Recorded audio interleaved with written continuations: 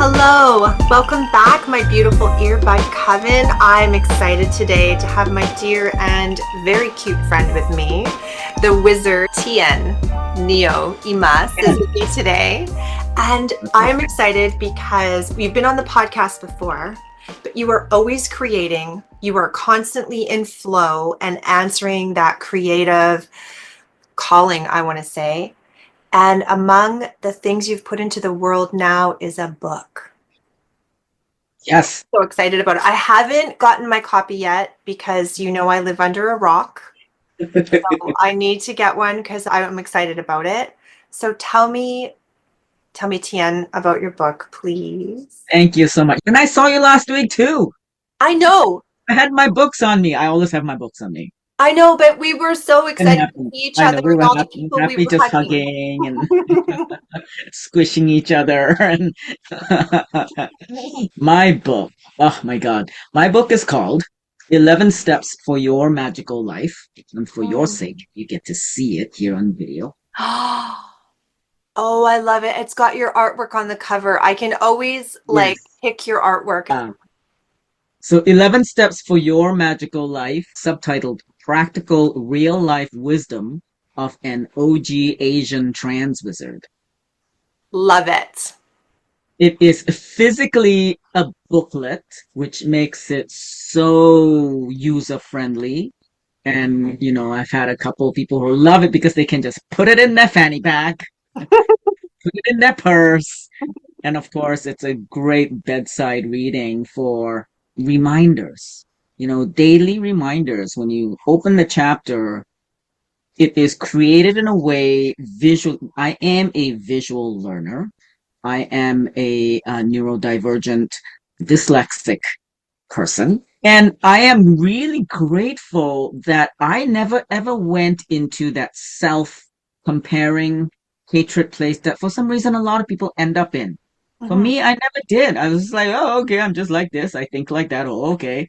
And over the years, it only started showing up when tech became mainstream because I didn't understand a lot of instructions that you had to read. So about 12 years ago, I started getting tech help and they were like, oh, just read this. It'd be like reading it. I don't understand. And then I started to realize, oh, I don't understand instructions when they're not accompanied by visuals. So IKEA, no problem. Show me an IKEA, I can set up anything, right? It's visual because I'm a visual learner. And so it's quite cute because I am a visual learner. I know I write in a way that's very visual. So when I set up my chapters, it's very chronological. The book itself the chapters all have an image that has symbology, colors that will activate that learning center, whether it's the fire energy or whether it's heart energy or heart chakra or, a communication area. It activates that when you read the book as well. So it's not like just a mind kind of thing that's going on. There's an energy that's going on when you read the book. Hence, the artwork is very crucial. With your artwork, for anyone who doesn't know you like we know you in the Earbud Coven or follow you, art is part of your life. You've built, is it 3 decks you've put out now? Yes. So 3 decks that you pen yourself, you do the artwork yourself. Your quote unquote muggle job is that you are an artist by trade. You're a silversmith and an artist. Yes. So it makes so much sense that the book itself is going to have that energetic vibe of the colors. And now, because you have a feng shui background as well, does that play into any of the themes of the book? It does, because feng shui is the earth science of the energetic flow. So you have your 4 or 5 basic elements on planet Earth: fire, water, And for us in the Asian continent, we have fire, water, metal, earth, and wood. Right. Most other cultures have four elements, which is your fire, air, water, and earth. I believe that because Asian culture is very old, and we've also had billions and billions of souls to live through the learnings and the teachings of earth wisdom, pagan wisdom, earth science, and galactic wisdom. We fine tuned. And so the wisdom that we have is more precise. So we break down the elements into five, but it's basically all the same, all planet Earth, because it's the same planet. A tree is a tree is a tree, whether it's in Scotland or China or Canada. Mhm. So the properties of feng shui is to teach you the elemental wisdom. So what is the wisdom of fire? What's the wisdom of water? And it's purely elemental. In all my work, I use the elemental wisdom and it comes through the feng shui practice. I can also use it in a sacred geometry practice, which is the European based practice. I can see it in the Nordic runes. I can see it in a lot of different people's practices. Because once again, we're all humans living on planet Earth. The elements are the same. So yes, indeed, I use the elements in my booklet in terms of its color schemes and the shapes. I like the way you say that because a lot of the people that we know and love in our beautiful pagan community, we all have a nuanced look at things. And I Mm, love the holistic idea of like, just we're all here on this planet together. We're talking about the same wisdom. We're just seeing yeah. it through a little bit different lens or a little bit different aspect. I always like to think of it as a giant crystal, Mm, and it's all the different facets of the same crystal, right? exactly. It's the same amazing, beautiful thing, just like the Norse gods are on one facet, and on another facet of that crystal, you have the Greco-Roman gods, and on another facet of that Mm, crystal, you have the Hindu gods, and then another facet, like it's like right. this Yeah, crystal disco ball thing. totally. Mhm. Totally. So we can find this book on Mm-hmm. your website, which you're going to say out loud for everyone who doesn't read the show notes. Haha. TienTheWizard.com. Mhm. And how did this come to you? Because I want to hear the story behind the book. The book, honestly, thank you. It was such a great experience because I probably have about six different kind of drafts on my laptop, and it's been going for about 10 years. And it's like three magical steps and like 10 magical steps, and then I'll write, and then I get bored and I put it aside. Mhm. And I am not the forceful kind of creative. Over the years, I've really practiced listening to my higher self, listening to my guides, listening to my heart when I create anything and I make anything and or live my life. It's all guided. So I don't do things the same way as a writer. Like I was talking to a writer who was so like blown away with my process. As I said, it's all intuitive and I just go with the flow because I trust. Whereas in a lot of creative writing classes, there's like a timeline and an end date and like all of that, which kind of restricts the flow of the creative process. I've had all these different versions, and this summer it was so awesome because I met this wonderful queer person, and I was sitting next to them, and they had a little play booklet, like a foldy kind of origami kind of booklety thing, and I was like, "Oh, this is so awesome, fun!" And so we were chatting, and I said, "Oh, maybe it's time to write a little booklet because why not? I have another book in the works right now that's going through editing, publishing, formal kind of format. But I went, let's just make a little one that I can just print at a printer. Mhm. Really fast and easy. Don't need to edit like big publisher deal because that, as I know now, is taking so long.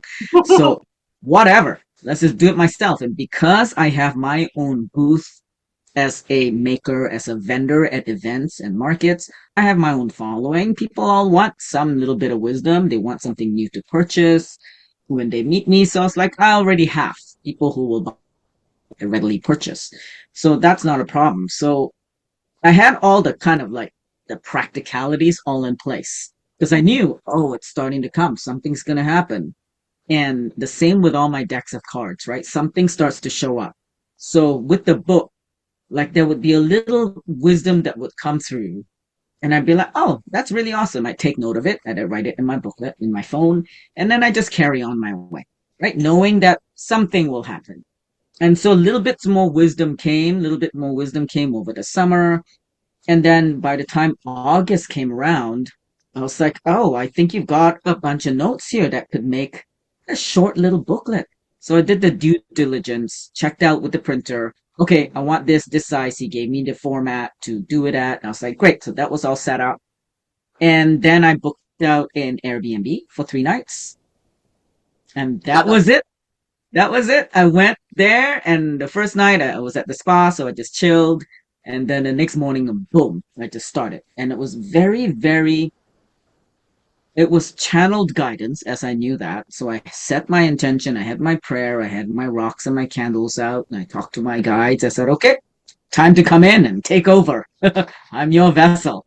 Um, and then the words just flowed. And for 2 straight days, I just wrote and wrote and wrote. And while I was writing it, I had to tweak and put in the little artwork as well, which gave me a visual break. Because writing is not really my forte. I'm not really a writer. I don't even read, so Me?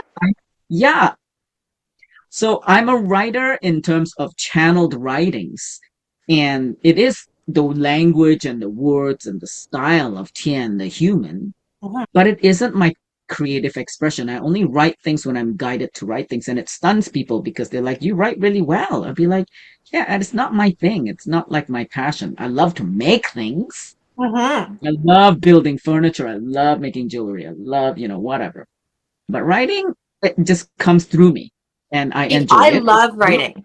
If I Me. don't write, I don't know if I'll implode or explode. I don't know.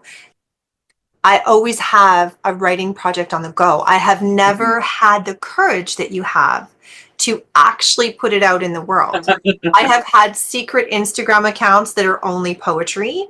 I have, Yes, yeah, and certain beautiful people have found them, yes. and I love it. And I know that when I talk, based on the reaction of people who listen to me, I know I talk like a writer because I Uh-huh. visually see things in my head. Like in my head, it's like a movie set all the Yes, time. yes, And beautiful, I have enough command of the spoken word to paint those pictures for people. beautiful. I struggle with the written word because I do mix things up. I do. So that just means I need a good editor. So it's so interesting to hear your process because I wake up and on my days off, my favorite thing is to spend the first cup of coffee writing, Ah, like that's just fascinating. Yeah, because you're a creating writer. because Yeah, I'm a writer. And yeah. when I have a lot of things to process, I call it, I, I, I just vomit onto a page. I need Yeah, to that's great. Yeah. emotionally vomit with a pen and a piece of paper. And I will sometimes do it into my phone Uh-huh. because I like the quickness of dictating. Yes, But yes. even like the everything about it, like the scratch of a pen, like if it's not the right kind of pen, Ah, like yeah. that's fascinating, fascinating because what you're sharing is the tactileness of Hmm. what is normally seen as an academic world, Hmm. right? Oh no, The it's world very of tactile. writing, yeah, but the world of writing is like a very academic domain. So people always assume, when you are a writer, you're in that world of like intelligence and doctorates and all of that, right? So Oh, that's gatekeeping, baby. That's the I know, but gatekeeping that keeps that's the old all of us thinking. small, right? That I it's our know, job to challenge. totally. So we get to express and however we do when we write, right? So it's great because we're not restricted by the rules. No. We just write because we're called to write. So for me, when I Well, write, it is about wisdom.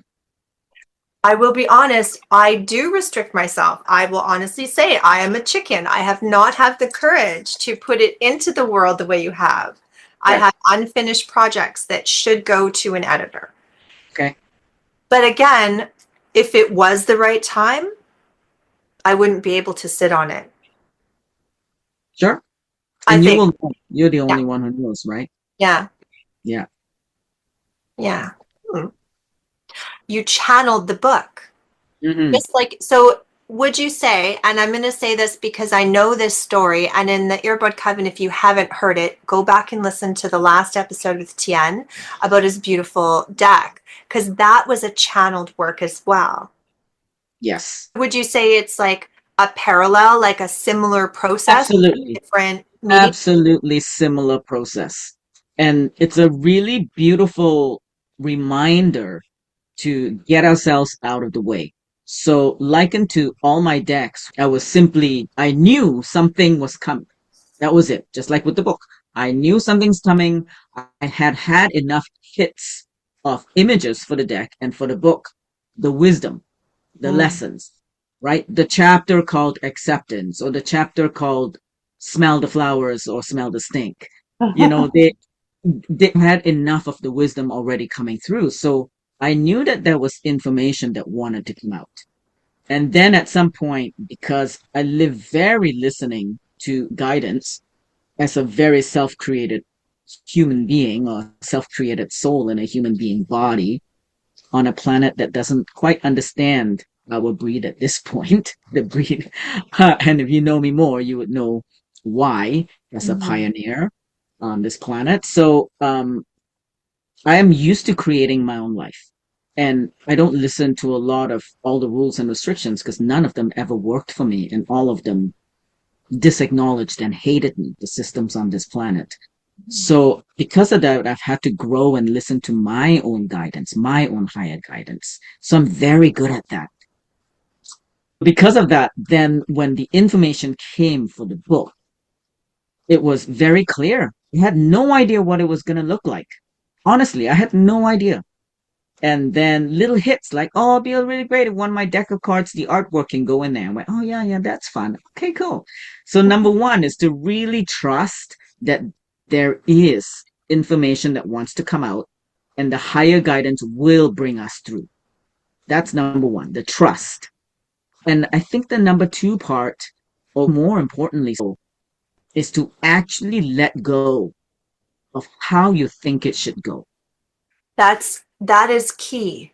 Yeah. And I had a question to ask you, and I think this is a better rabbit hole because I watch this with my students, and I'm sure you see it as well in the younger generations of little baby pagans and little baby spirits who are living authentically and doing their best Yes. to live who they So, are as a human yeah. on this planet.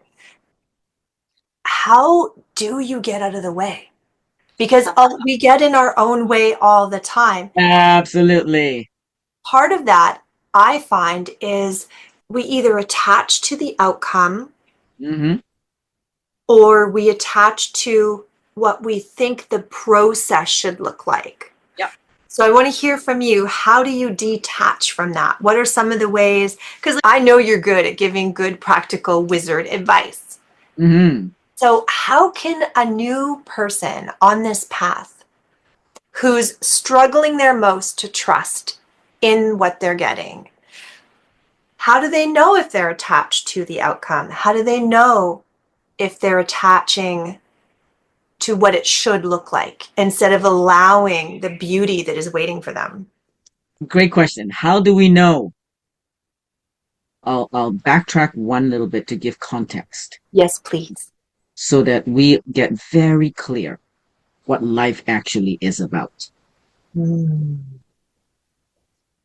This has been told by many people, Mhm. and how I tell it is how I tell it, but it's very similar because it's all the same. The wisdom I talk about, not anything new. It just comes through this unique experience of being the first Asian trans man to come out in Vancouver, BC, and racialized and all of that, right? So I have a very unique experience that has a lot of this wisdom come through. Number one, we are soul in a human body. Many of us have heard that, but we don't really understand what that means. But if we can look at life as I am a soul, and we thought some point life on earth would be such an interesting ride. Let's just say We thought, oh, what a curious planet. Look at the fun animals and look at these human beings. They seem to have so much fun of this planet. They eat things, there's some fun things to do, they seem to squish their bodies together and have a great time. They love, eating things, they love planting things, they build things. And what a beautiful planet with all the elements, the trees, the water, the music, the art, the animals, all of that. And then the soul said, sure, let's come down for a ride. It will be a fun little vacation to come for however many years until I feel like going back home. I'll just come and hang out and experience it. And at the same time, part of our soul says we notice some of the suffering on the planet. And then we go, oh, maybe I can be a little bit useful too while I'm visiting this planet.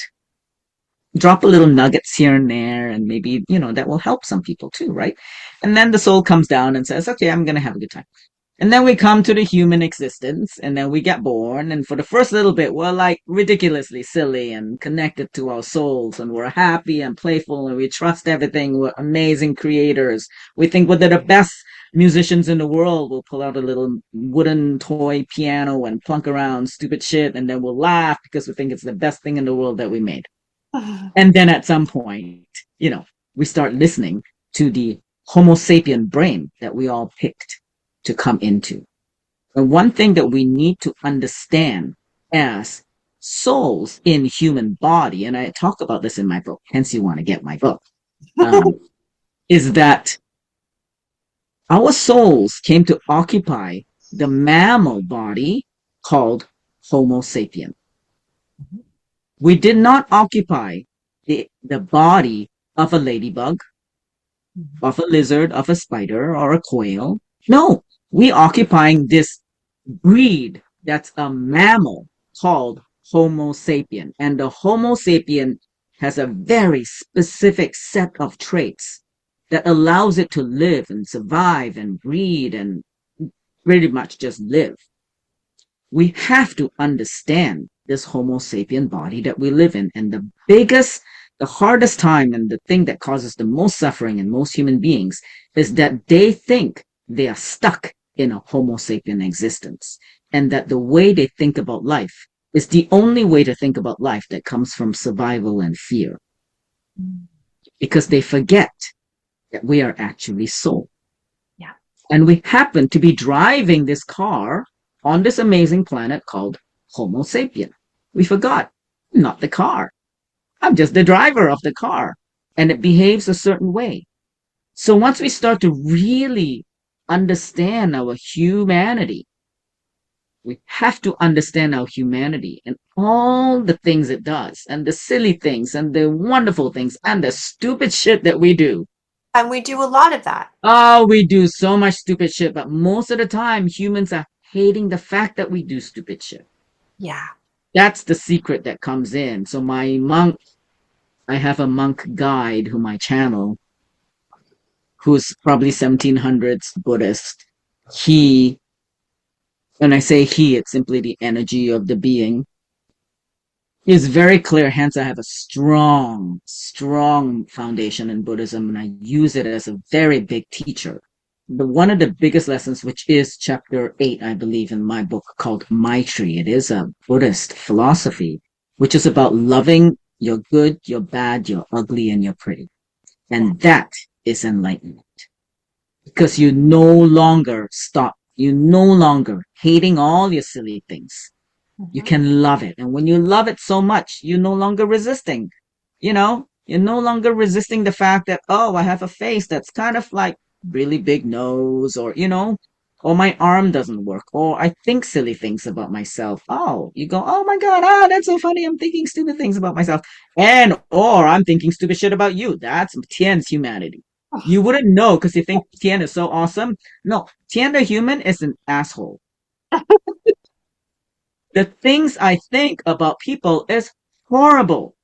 I am a judgmental human being. But that's my Homo sapien. And I lived that human being life for decades. And I suffered because I was always the victim. A victim of being racialized, of being queer, of being trans, of being abused, da-da-da-da-da. And as a reason of experiencing all that violence and hatred, I hated everybody. Yeah. So I went around hating everybody. You were a perfect example of somebody I would hate, honey, because you're a pretty, white, straight, cis girl. And I'm Hate you. educated and I have cash. Yeah. Educated, you're middle class, you've got family, I people am the love you, worst, man. blah, blah, blah. You're good looking. I hated you. You know, that's my humanity. Yeah. But because I know and own the fact that Tien's humanity is a jerk, and that anytime he meets somebody, he's gonna hate them. Mhm. But I own it. I go, oh, right, that's Tien's Homo sapien. And then I soften and I go, that's so goofy. You're such an idiot. And I laugh. I don't bother changing it. I don't bother trying to transform it, trying to fix it. Nothing. Laughter is the high, high vibration. The moment you're filled with hatred at somebody, at yourself, you'd be willing to laugh and go, oh my God, I think such silly things about myself. And then you laugh. And then suddenly, boom, you're back in light. Well, and I think that's a trick to magic because you and Yeah. I do a lot of magic. Like the lives we live is because we live magical lives. Yes. And one of the secrets is like, sure, you can conjure up some curses out of some hate. That's easy work. But Yeah. real good magic comes from giggling and Oh, joyfulness and happiness and yes. and you can create from the Yes. effervescence of happiness. And Yes. I know one of the In, things you and I have talked about because we both have little mental health things we deal with on a daily basis with our little monkey brains is if I'm going to have a bad day, I'm going to have the best bad day I'm ever going to have. I I'm know, going to be right? the most joyful, goofy ass person you ever met. Because you know what? Some days you don't have to be in a good mood, but you don't Oh, have to be an asshole to the barista just excellent. because you're having a bad day. Excellent. So you can have a good, grumpy day. Oh, so fun. Right? And Yeah. just embrace the fact that, you know what? There is nothing that can go right today that can make me embrace the joy of today. Yes. And then you can just completely flip it and you're like, you know what? Psst, I hate Yep. everything today. And it It's gonna be a becomes, grumpy old fart. yep, Yep. So like fun. really take control of the fact that we don't have to always be positive. Yep. You do not have to spiritually bypass. Oh, that's We so can nasty. embrace the humanity. Very One of good. the things I've been looking at and working on and emotionally vomiting into my journals about is the fact that if I was supposed to be an angel or a light being or a guru in spirit this incarnation, I would have. I am in this human body, in this human experience, because this is where I'm supposed to be. Sure. I don't, you know what I mean? Like, I know a lot of spiritual people who are struggling to be better than human. I know. And I find that So sad. because So I, sad and so irritating. I'm so sorry. but I came here to learn from being human. So, You are an angel and you're human. yes, So exactly. and that's the duality. That's the beautiful balance of the yin and the yang. That's Yes. the beautiful balance of the Vesica Pisces. You Mhm. write the sacred geometry symbol. It's about living. How do you live a life as source, as soul, as higher being in Mhm. a human body? Yeah. And that's all it is. Because you just are. And then sometimes you'll just be an asshole or you'll just be grumpy. It's Or I fine. can't, So you to answer that question, that was the preface. yes. How do you get ego, or rather, how do you get yourself out of the way? For example, for writing a book or something, because we talked about a very important thing was to let go of your attachments to the outcome when you're creating something or when you're writing a book. Mhm. How do we do that? We want to start by listening, really having a good listening of our internal self. Mm. So we have an internal guidance system. It's very simple. It's got only two emotional fields, and one feels good and one feels bad. Mhm. I'm taking this wisdom from Abraham Hicks, who was channeled through the wonderful channel Esther Hicks. Brilliant wisdom, and it continues to teach me. If that thought you're thinking doesn't feel good, then you know that's off.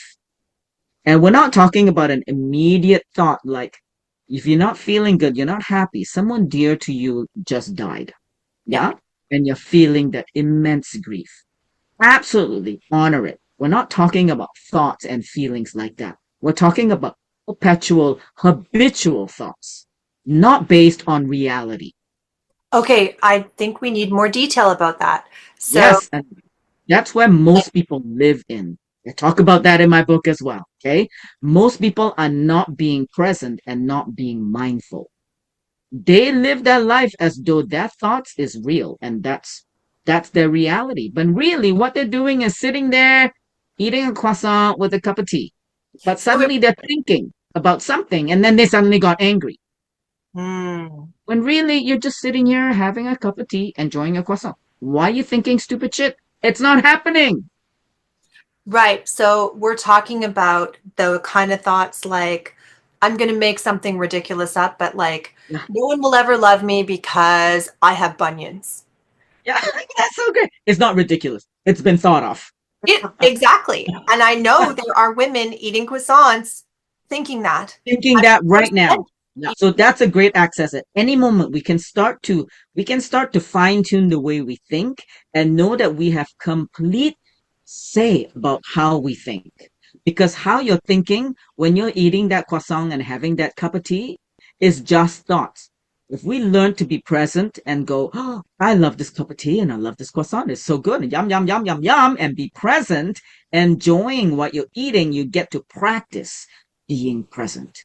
And the more present you are, the less you pay attention to thoughts in your head that are useless Mhm. and take you down, that are diminishing and hateful of yourself and others. Then start to know those thoughts isn't real. I'm just having my cup of tea.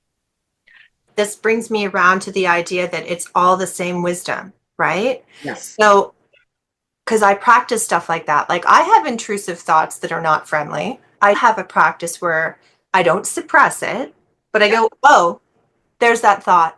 That's that Oh, thought. anxiety. I Hello. see you're at the table with me having tea. Why don't we focus on what this tea tastes like? Yes, I exactly. will try to get grounded in my body and get in that Present. somatic experience of like the tea in my mouth, the smell of the delicious croissant. What color is the sky right now? To try to bring me back. Exactly. And what a human being loves to do, once you start becoming aware of that, we then start to make our thoughts wrong and start to judge ourselves for having stupid thoughts. Once again, we come back to the same basic practice, which is Right. hello, you're a human being. You will always be thinking stupid thoughts until you die. Yep. So we want to go, oh, hello, funny thought. Haha, that's a funny thought. And you laugh, and then you go back to drinking your tea. So applying that to the bunions on my feet make it impossible for me to write my book. Yeah, exactly. And you go, oh, that's a funny thought. Okay. And then you go, do I really want to write your book? Hell yeah, write your book. And then you tune into that Abraham Hicks thing. How do I really feel in my soul about writing a book? Yeah, Is it yeah, something that I really want to do in my soul? yeah. Yeah. And then you take one step at a time. People have such huge, ridiculous goals and they forget it's one step at a time, Mhm. right? So, okay, great. If you are feeling a little bit wary or diminishing or something about the whole project, that's fine. Just write one page today. Yep. That's fine. Just draw the corners. Yep. Just put that thing in that pen, make the station really pretty. Whatever it is, start the process. Don't get stuck in your thoughts about it because the thoughts are just your thoughts. It's not real. It's just your thoughts. It's just electrical signals firing in your brain. They're just neurons activating. It's not real. When we cut open the head and we look at the brain, where is the thought, my bunions on my feet is making me unlovable? Where's that thought? It doesn't exist. It's just sparkly, sparkly electrical signals. And then we interpret it and gave it meaning. That's the neuroscience around brain and how it thinks, but then it absolutely impacts how the world turns out because we live in a quantum physics world where whatever you think and whatever you feel will start to manifest. That's right. So if one is holding themselves back from beginning or continuing that creative process, whatever it is, with all sorts of thoughts, you simply go, "Oh, I'm having thoughts. Oh, okay." And you write them down. It's fine. It's not real. Just be very clear and be fully responsible. These are Tien's thoughts about writing. And you write them down. Go, okay, I have 20 different thoughts about writing. Or maybe it's just three, because every time you think the same thing, honestly, you think the same It is. thing over and It's the over. same. It's the same It's all style. the same loop. It's the same. And I'll tell my coaching clients, oh my God, your story's so boring. Yeah. It's It's the just same your story. Funyuns again. Here we are It's like, again with really? your Oh my Funyuns. God, tell me a different story. This movie is the most boring movie in the world. I came to watch a fun movie. You came to watch a fun movie. Don't you want to leave your Bunyan movie by now? You've watched it 10 years. Stop it. And it's up to us. Because why? You gotta be so committed to having a great vacation on planet Earth. You Because if do. it's not a fun ride, do something else. Seriously, do something else. I think this is great. I like this conversation because you know what else I want to say? Yes. Because we've talked about how we're both pretty flawed humans and you've shared some of your own flaws, right? Mhm. I love it because anyone listening, if Mhm. I can have a podcast and I can do all the things I do, Yep. and Tien can produce 3 decks and a book, Yes. so can you. Yeah. Whatever the people in Whatever. the earbuds have burning inside their soul that they Yep. want to do. Just I do mean, it. we're just humans in bodies. We can do Yeah. it, so can you. We can do whatever, as long as you want to do it, just do it. Who cares? We give you Well, permission. yeah, totally. If it's fun, number one, it's got to be enjoyable. You want to do it because it's enjoyable, not because there's an in order to achieve anything. No, no, no. You Mhm. do it because it's fun, enjoyable, you're passionate, it's intriguing, it's fascinating, it's silly, it's ridiculous, all of that. That's why you do it. Not because it will get me money, make me famous, make me pretty, make me better, make someone fall in love. No, no, no. That's inauthentic. That's an in order to, rather than, why do you want to ride that bike? Because it's fun. That's it. Why do you want to write the book? Well, I think it'd be fun. Why not? Mhm. And you can always change your mind. Yep. Free will. Free will. Ah, babe, I love chatting with you. We have lots for. Didn't even really talk about the book, but we did. We did talk We about a did. couple chapters that are Yes. crucial for us, and it's a fantastic book because it covers some basics from faith to acceptance, to some good Buddhism practice, and then it brings you to your guides and ancestors and spells and rituals. So it's There's spells and chronological. rituals in there too. Honestly, it was supposed to be 10 steps. And then the night before I left, the whole chapter around the spells came coming through just as I was falling asleep. And I went, damn it! But that makes the 11, which is a That magical makes it number. the 11, which is the magical number. And it was absolutely, because it's called the magical life, I had to cover a little bit about spells and rituals. I But love your what it spells. does, I love my, doing your spells. my spells are awesome. Are you Uh, still putting out your spells in a oh, box? yeah, of Yeah. course. I fine-tuned my spells. I used to have 18. Finally, it was time. I now have 8. It's brilliant. Oh, that's perfect. I love using your spells because sometimes I'm a lazy witch and I want half the work done for me. Right? Exactly why you buy my spells. Love me. I love chatting with you. I'm going to let you go back to your day. Very good. Thank you. I love you. And yeah, my book, 11 Steps to a Magical Life. You can find it on my website, tienthewizard.com.